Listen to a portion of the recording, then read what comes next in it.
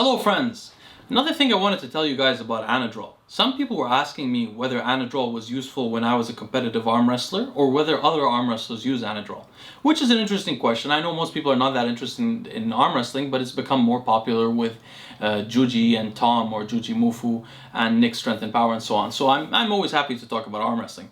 Anadrol is actually not a very effective compound for arm wrestling. The main reason is that I've actually seen powerlifters cross over into arm wrestling, use the same kind of drugs they use for powerlifting, and absolutely fail in arm wrestling. And the reason is this: if you grab someone's arm and do what we call a hit and you try to pin them, if you don't pin them, you end up in a static hold that requires extreme endurance.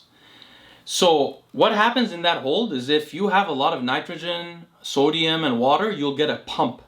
And if your pump is bad enough, you'll lose because of that pump.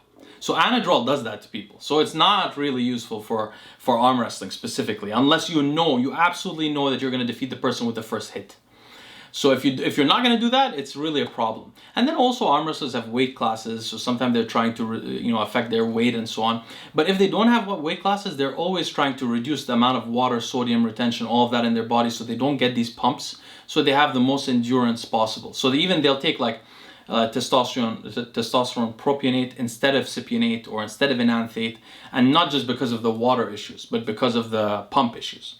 So anyway, I thought that was an interesting thing. Hope you guys found it interesting. Have a great day. I'll see you next time.